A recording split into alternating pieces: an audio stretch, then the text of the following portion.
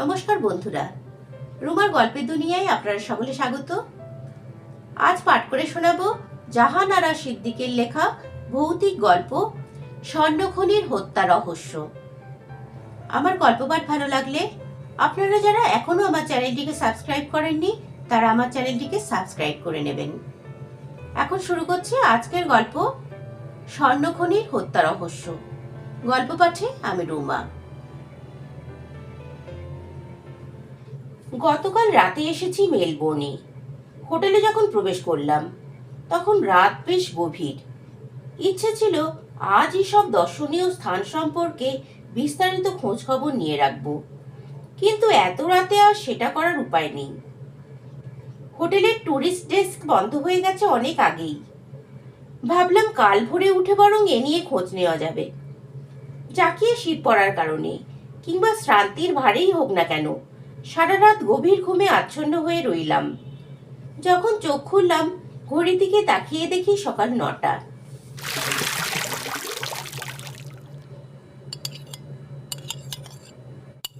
হাত মুখ ধুয়ে নাস্তা পানি খেয়ে হোটেল লাউঞ্জে গিয়ে বসলাম। তারপর হোটেলের টুরিস্ট গাইড ঘেঁটে বিস্তারিত খোঁজ খবর নিতে শুরু করলাম। দেখি সব টুরিস্ট বাসই সকালে সুনির্দিষ্ট সময়ে যাত্রা করে ফেলেছে। আমি হতাশ মনে চিন্তা করতে লাগলাম, কি করি? অযথা হোটেলে বসে সময় অপচয় করার অর্থ নেই। গাইডে দেখা যাচ্ছে আশেপাশে বেশ কিছু টুরিস্ট স্পট রয়েছে। কোন দিকে যাব বুঝতে না পেরে শেষ পর্যন্ত হোটেলের লোকজনের সঙ্গে আলাপ করলাম। একজন বলল, মিস্টার হারুন, আপনি কি কখনো সোনার খনি দেখেছেন? তার পাশের জন বলল, অস্ট্রেলিয়ায় লোকজন আসে প্রাকৃতিক সৌন্দর্য দেখতে, সোনার খনি দেখে ওনার কি লাভ?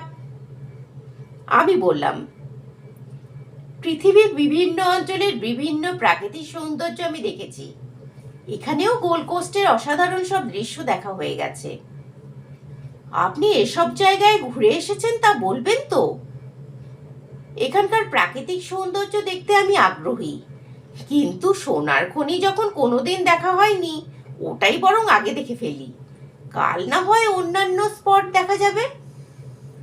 সোনার খনিটা কিন্তু বেশ একটা দেখবার মতো জায়গা। কতকাল আগে মানুষ কিভাবে খনি থেকে সোনা ওঠাতো সেসব এখনো সংরক্ষণ করা আছে। ওখানে প্রতিদিন অজস্র টুরিস্ট দেখতে যাচ্ছে। আমার সিদ্ধান্ত নেওয়া ইতিমধ্যেই হয়ে গিয়েছিল। বললাম, আমি তাহলে সেখানেই যাই। একটু আগে ভাগে লাঞ্চ ছেড়ে ট্যাক্সি নিয়ে যাত্রা করলাম।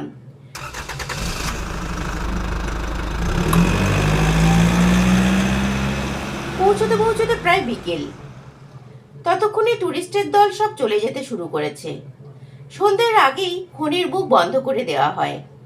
আমার মনটা খারাপ হয়ে গেল। এত দূর এসেও অল্পের জন্য খনি দেখার সুযোগটা হারালাম। চুপচাপ রুক্ষ চত্বরটাতে দাঁড়িয়ে রইলাম।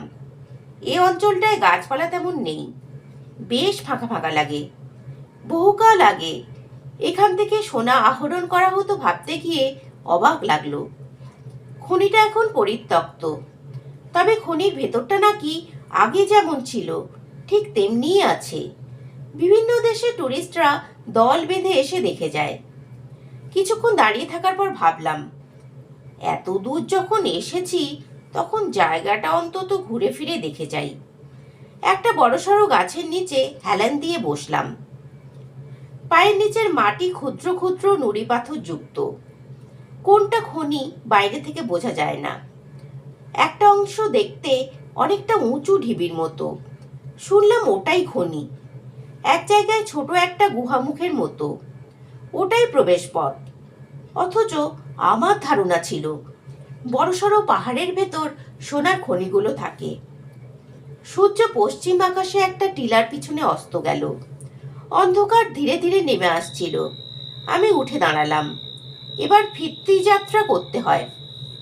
কপা এগিয়েছি, সামনে বিশাল দেহি একটা লোক এসে দাঁড়ালো। আমার দিকে সামান্য ঝুঁকে জিজ্ঞেস করলো, আপনি কি এই অঞ্চলে নতুন এলেন? ঘাড় হিলিয়ে বললাম, হ্যাঁ। সন্ধ্যার পরও এখানে আছেন? আপনার সাহস তো কম না। কেন? সন্ধ্যার পর এখানে কিসের ভয়?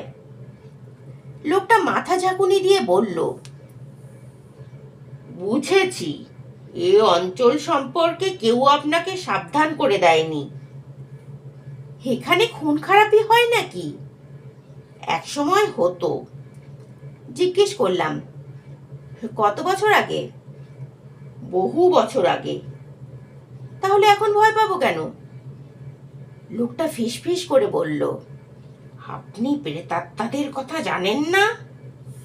এ কথা কেন জিজ্ঞেস করছেন বলুন তো? মশাই, সাধে কি আর বলছি, ভূতের উপদ্রবে এ অঞ্চলে টেকা যাচ্ছে না। কে মানুষ আর কে ভূত বোঝা কঠিন। আমি সশব্দে হেসে ফেললাম। লোকটা আমার হাসি দেখে মুখটা গম্ভীর করে বলল, এটা কি হাসির কথা হলো? আমার কথায় সে নারাজ হয়েছে মনে হতে লজ্জিত হয়ে বললাম, সরি, আসলে আমি ভূত টুত বিশ্বাস করি না তো, সেজন্য হঠাৎ ভূতের কথা শুনে হাসি পেয়ে গেল। ভূতে বিশ্বাস করেন না আপনি? এটা কোনো কথা হলো? ভূত না থাকলে পৃথিবীতে এত অজস্র ভূতের কাহিনী হলো কিভাবে শুনি?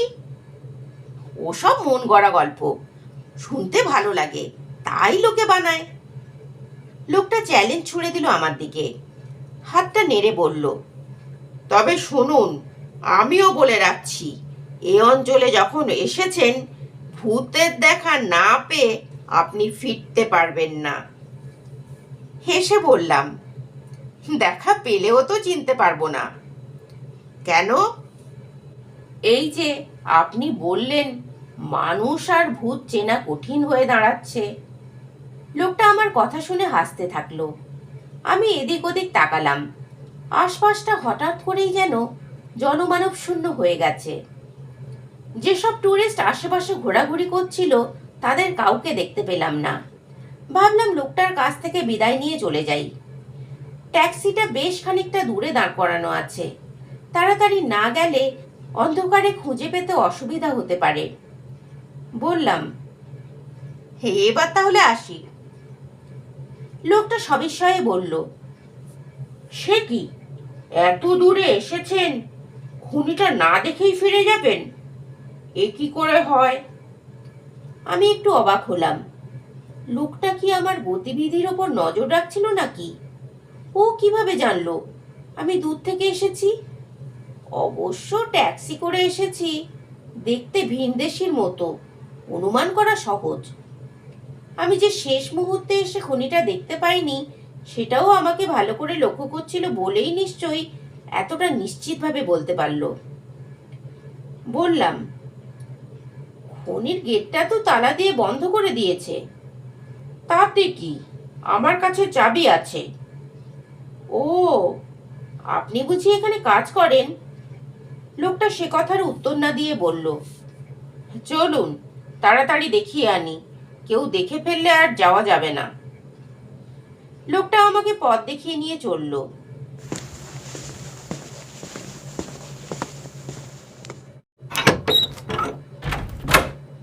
বাইরের প্রকৃতিতে ম্লান আলো থাকলেও খনির ভেতর নিকষ কালো অন্ধকার। সামান্য পথ ঢুকেই হাতে টর্চ জ্বালিয়ে সে আমাকে তার পিছু পিছু নিয়ে চলল। ভেতরে ঢুকে আমি রীতিমতো ভয় পেয়ে গেলাম। এ যেন সুড়ঙ্গের মধ্যে প্রবেশ করছি। সরু পায়ে চলা পথ, অনেকটা টানেলের মতো। যতই যাচ্ছি টানেল যেন আর ফুরোচ্ছে না। টানেলের পাশে অমসৃণ পাথুরে দেওয়াল, সুড়ঙ্গ পথ বিভিন্ন দিকে ছড়ানো। একটা জায়গায় গিয়ে সে হাত তুলে দেখিয়ে বলল, এই দেখুন, এখানে সোনা লেগে রয়েছে। মুগ্ধ বিস্ময়ে তাকিয়ে দেখি, সত্যি খানিকটা সোনালী বস্তু পাথরের মধ্যে লেগে আছে। সোনা যে এভাবে পাথরের মাঝে পাওয়া যায় এ ছিল আমার ধারণারও বাইরে। এরকম বেশ কিছু সোনার ছোটখাটো পিণ্ড পাথরের মধ্যে আটকে থাকা অবস্থায় দেখলাম। খানিক দূর যেতে চোখে পড়ল দেওয়ালের খাঁজে রাখা জ্বলন্ত মোমবাতি।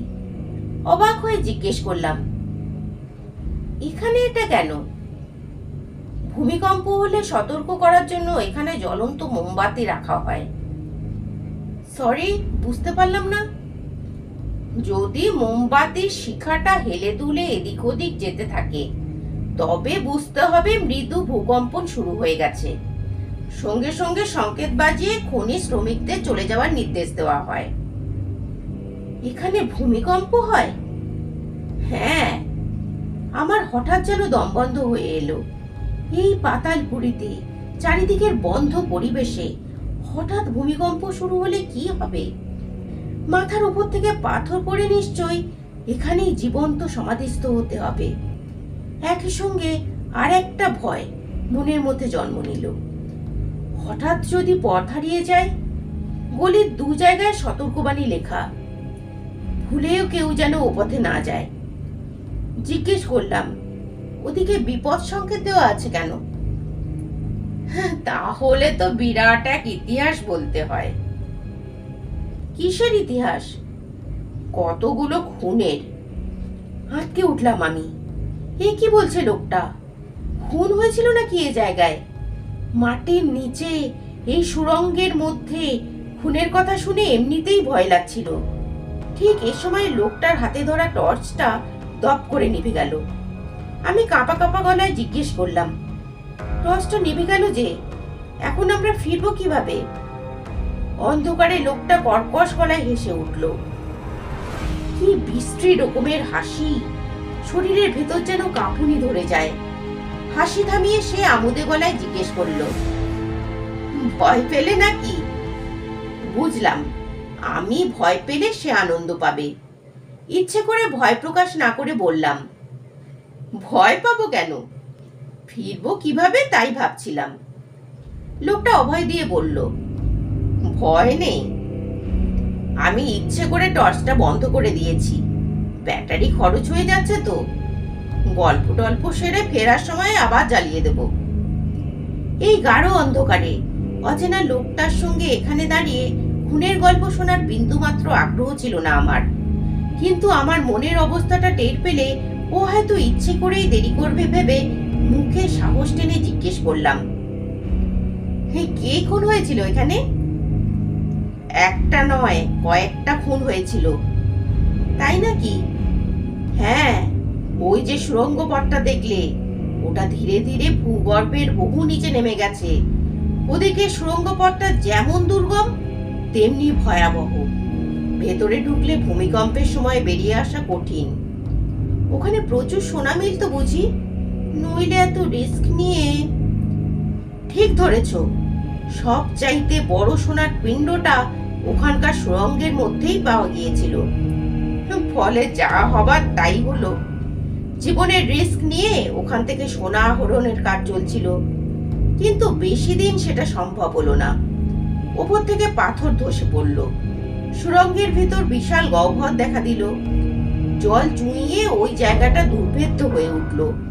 খনি কর্তৃপক্ষ তখন বাধ্য হয়েই ওদিকটা বন্ধ করে দিল। এই সময় একদিন একটা ঘটনা ঘটলো। সুড়ঙ্গে শ্রমিকরা কাজ করছে, এমন সময় একটা উৎকট দুর্গন্ধ তাদের নাকে এসে লাগলো। মনে হলো পচা কিছু গন্ধ। সবাই মিলে খুঁজতে খুঁজতে আবিষ্কার করলো দুর্গন্ধটা আসছে ওই বিশাল গহ্বরের দিক থেকে। একজন শ্রমিক কৌতূহল ভরে ওই সুড়ঙ্গ পথে এগিয়ে গিয়ে নিচে উকি দিল। তারপরই সে চিৎকার করে ছুটতে ছুটতে ফিরে এলো। গহ্বরের জলে সে নাকি তার সহকর্মীর মৃতদেহ ভাসতে দেখেছে। পুলিশ এসে মৃতদেহ উদ্ধার করলো। প্রথমে অনেকেই ভেবেছিল শ্রমিকটি হয়তো মাতাল অবস্থায় ভুল পথে গিয়ে জলে ডুবে মরেছে। কেউ কেউ আবার ভাবলো জীবন যন্ত্রণা এড়াতে স্বেচ্ছায় আত্মহত্যার জন্য ওই জায়গাটা সে বেছে নিয়েছে। কিন্তু পুলিশের মনে সন্দেহ জাগলো। তারা তদন্ত শুরু করলো। মৃতদেহের পোস্টমর্টেম রিপোর্ট থেকে জানা গেল শ্রমিকটিকে গলা টিপে হত্যা করে তারপর খাদের জলে ফেলে দেওয়া হয়েছে। সেই সঙ্গে এও জানা গেল মৃত ব্যক্তি মদ্যপ অবস্থায় ছিল। তার পেটে ধুতুরার বিষও মিলল। ধারণা করা হলো যে অধিক পরিমাণ ধুতুরা মিশ্রিত মদ্যপানের পর শ্রমিকটি বেহুঁশ হয়ে পড়ে। সে সময় শক্তিশালী কোনো ব্যক্তি তাকে গলা টিপে হত্যা করে ওই জায়গায় টেনে নিয়ে গিয়ে ফেলে দিয়েছে। এটুকু বলার পর লোকটা থামলো। এতক্ষণ আমি নিঃশব্দে শুনে যাচ্ছিলাম। ভয়ে আমার শরীর হিম হয়ে আসছিল। কি সর্বনাশ! এই গভীর অন্ধকারে আমরা পথ চলতে গিয়ে ওই রকম কোনো খাদে পড়ে যাব না তো? আমার সঙ্গীটিকে ভরসা কি? সে যদি আমাকে এখানে ছেড়ে দিয়ে চলে যায়? এই দুর্ভেদ্য অন্ধকারে এমনিতেই দমটা প্রায় আটকে আসছে, তার উপর ওই খুনের কাহিনী। আমার শরীরের লোমগুলো যেন কাঁটা দিয়ে উঠছে। এখন আর আমার খুনের কাহিনী শোনার দিকে মন নেই। কি করে এখান থেকে বের হওয়া যায় সে ফন্দি আঁটতে থাকলাম। লোকটা আমার সারা শব্দ না পেয়েই বোধ করে বলল, শুনছো? বললাম, হ্যাঁ, বেশ ইন্টারেস্টিং। লোকটাকে সম্ভবত গল্প বলার নেশা পেয়ে বসেছে। আপন মনে সে বলতে থাকলো, এর 2 মাস পর আবার একই ঘটনা ঘটলো। আবার একজন খুন হলো নাকি? ঠিক তাই। শ্রমিকরা উৎকট দুর্গন্ধ পেয়ে সঙ্গে সঙ্গে ঠিক সে জায়গায় গিয়ে হাজির হলো। দেখলো সেই একই দৃশ্য। এবারও একজন সোনার খনির শ্রমিকের মৃতদেহ ভাসতে দেখা গেল। আমি রুদ্ধশ্বাসে বললাম, তারপর? এরকম আরো 2-2টো খুন হলো। বলো কি, হত্যাকারী ধরা পড়লো না? লোকটার কণ্ঠস্বর এবার করুণ শোনালো। একটা দীর্ঘশ্বাস ফেলে বলল, বেচারা। আমি অবাক হয়ে বললাম, কাকে তুমি বেচারা বলছো? হত্যাকারীকে। শোনো, সে তো আর শখ করে হত্যা করতো না, তার মাথার দোষ ছিল। কজন হত্যাকারী সুস্থ স্বাভাবিক মানুষ বলো? মাথার দোষ থাকে বলেই তো ওদের খুনের নেশা চেপে বসে। আমি অবাক হয়ে বললাম, তুমি কি করে এরকম একজন নিষ্ঠুর হত্যাকারীর পক্ষ নিয়ে কথা বলতে পারলে? সে বেচারিকেও তো নিষ্ঠুরভাবে খুন হতে হয়েছিল। এই প্রথম আমার ভয়ের চাইতেও কৌতূহল প্রবল হয়ে উঠল। জিজ্ঞেস করলাম, কিভাবে খুন হলো সে? শোনো, খুনগুলো করতো এই খনির দারোয়ান। তার হাতে খনিতে ঢোকার চাবিটা থাকতো। রাতে যখন সবাই চলে যেত, সে তখন কোনো এক শ্রমিকের সঙ্গে খনির কাছে বসে আড্ডা মারতে মারতে তাকে মদ খাওয়াতো। মদের মধ্যে মেশানো থাকতো ধুতুরার বিষ। লোকটা যখন অচেতন হয়ে পড়তো, সে তখন তাকে খনির ভেতরে টেনে নিয়ে গিয়ে ওই গর্তের পাশে গলা টিপে খুন করত। একদিন সে যথারীতি এক শ্রমিকের সঙ্গে ভাব জমিয়ে তাকে মদ্যপান করিয়ে জল ভর্তি গর্তটার কাছে নিয়ে গেল। টর্চের মৃদু আলোয় খনির ভেতরের অন্ধকারে তাকে গলা টিপে ধরতে যাবে, ঠিক তখন লোকটা হঠাৎ চোখ খুলে হো হো করে হেসে উঠল। এবার হত্যাকারী ভয় পেয়ে গেল। লোকটা উঠে বসে পকেট থেকে পিস্তল বের করে ওকে বলল, সোজা হাত তোলো।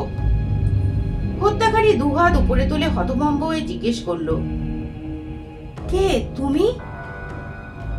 আমি গোয়েন্দা পুলিশ। তোমাকে আমাদের আগেই সন্দেহ হয়েছিল।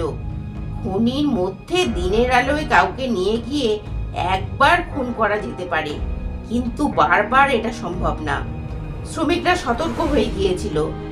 তখনই আমাদের সন্দেহ হলো রাতে কেউ এ কাজ করছে। প্রশ্ন জাগলো, কার পক্ষে এটা করা সম্ভব? উত্তর মিলল, এমন কেউ একজন যার হাতে খনির চাবি আছে। তখন আমাকে এখানে শ্রমিক হিসেবে নিয়োগ করা হলো। আমিও উদ্যোগী হয়ে তোমার সঙ্গে খাতির পাতালাম। তুমি যখন আমাকে মদ খাবার প্রস্তাব দিলে, তখন আমি বুঝলাম শিকার আমার হাতে আসছে। আমি মদ খাবার ভান করে তোমার অজান্তে সেটা ফেলে দিয়েছিলাম। অন্ধকারের ভেতর তুমি বুঝতেও পারোনি। তারপর অজ্ঞান হবার ভান করে পড়ে থাকলাম।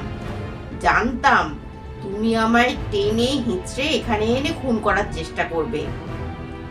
খুনি হতবাক হয়ে পুলিশটার কথাগুলো শুনছিল। এবার সে বুঝলো তার আর মুক্তি নেই। হয় সারাটা জীবন তাকে কারাগারের মধ্যে বসতে হবে, নয়তো তাকে মৃত্যুদণ্ড দিয়ে মেরে ফেলা হবে। ভয়ে আতঙ্কে দিক বিদিক জ্ঞান শূন্য হয়ে সে উল্টো দিকে দৌড় দিল। তারপর যা হবার তাই হলো। ওই জল ভর্তি গর্তের ভিতর তলিয়ে গেল তার দেহটা। লোকটা এতটুকু বলে হঠাৎ চুপ করে গেল। অন্ধকার সুড়ঙ্গের মধ্যে আচমকা আমার মাথায় দ্রুত একটা চিন্তা খেলে গেল। এই লোকটি কে? সে এত কথা কিভাবে জানলো? ওর বর্ণনা শুনে মনে হচ্ছে পুরো দৃশ্যটাই যেন সে চোখের সামনে দেখেছে। এ কথা ভাবতেই আমার সমস্ত শরীর শিউরে উঠল। সবচাইতে বড় কথা, এত বড় সোনার পিণ্ড কি করে পাথরের মধ্যে এখনো রয়ে গেছে? এগুলো নিশ্চয়ই মহামূল্যবান। এভাবে এখানে কেউ ফেলে রেখে যাবে না। তবে এ লোকটা এমন ভাবে কথা বলছে যেন কদিন আগের ঘটনা এসব। কিন্তু এ তো বহুকাল আগের পুরনো খনি। বহু বছর এখান থেকে আজ সোনা তোলা হয় না। এ কি তবে? কি সর্বনাশ! কার সঙ্গে খনির ভেতরে দাঁড়িয়ে রয়েছি আমি? লোকটি কি আমার বুকের কাঁপুনি বুঝতে পারছে? বিদঘুটে হাসি দিয়ে লোকটা বলল, কি চুপ করে আছো কেন? ভয় পেয়েছো বুঝি? বললাম, চলো এবার বাইরে যাই। এত কষ্ট করে তোমাকে জল ভর্তি গর্তটার কাছে এনেছি কি ছেড়ে দেবার জন্য? কতকাল আমি একটা খুনও করতে পারিনি, রক্তের নেশায় উন্মাদ হয়ে আছি। আমি ভয়ার্ত কণ্ঠে চিৎকার করে উঠলাম, কে কে তুমি? হঠাৎ লোকটার হাতের টর্চটা জ্বলে উঠল। অন্ধকার সুরঙ্গে সে আলো একটা ভৌতিক পরিবেশ সৃষ্টি করলো। আর সে আলোতে দেখলাম রক্তাক্ত বিভৎস চেহারার লোকটা আমার সামনে দাঁড়িয়ে রয়েছে। আমি আর্তনাদ করে উল্টো দিকে ছুটতে থাকলাম। অন্ধকার সুরঙ্গে কোথায় যাচ্ছি জানি না, শুধু জানি চিৎকার করে ছুটছি আর ছুটছি। খানিক দূরে মৃদু আলোয় একজনকে দেখলাম। ভাবলাম বাঁচা গেল, কিন্তু ভালো মতো তাকাতেই দেখি সামনে দাঁড়ানো সেই রক্তাক্ত মানুষটাই, মুখে বিকৃত হাসি, ধীরে ধীরে এগিয়ে আসছে আমার দিকে। আমার আর কিছু মনে নেই।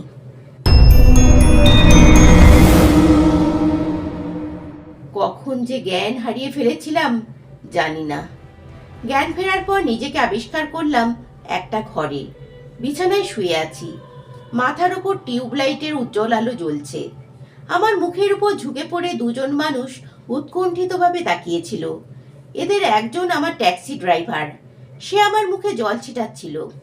আমি তাড়াতাড়ি উঠে বসতে চাইলে ওরা বাধা দিয়ে বলল, আপনি শুয়ে থাকুন, শরীর এখনো দুর্বল। সত্যি শরীরটা ভীষণ ক্লান্ত মনে হচ্ছিল। চোখ দুটো বন্ধ করলাম। ওদের দুজনের কথোপকথন কানে এলো।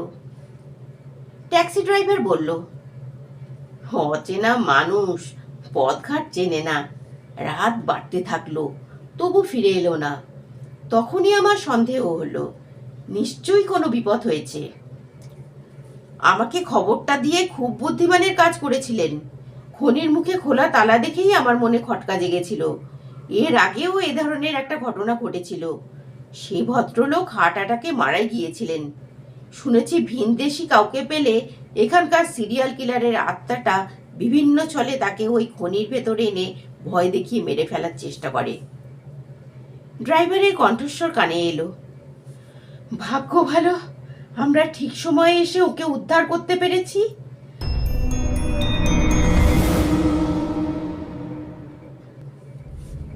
এতক্ষণ আপনারা শুনছিলেন জাহান আরা সিদ্দিকের লেখা ভৌতিক গল্প স্বর্ণখনির হত্যা রহস্য। পরের দিন আসবো অন্য কোনো নতুন গল্প নিয়ে আপনাদের কাছে। আমার গল্প পাঠ ভালো লাগলে আপনারা যারা এখনো আমার চ্যানেলটিকে সাবস্ক্রাইব করেননি তারা অবশ্যই আমার চ্যানেলটিকে সাবস্ক্রাইব করে দেবেন। আমার ফেসবুক পেজের লিংক আমি ডেসক্রিপশন বক্সে দিয়ে দেব, আপনারা ফলো করে নেবেন। আজ এখানেই শেষ করছি। সুস্থ থাকবেন, ভালো থাকবেন, ধন্যবাদ।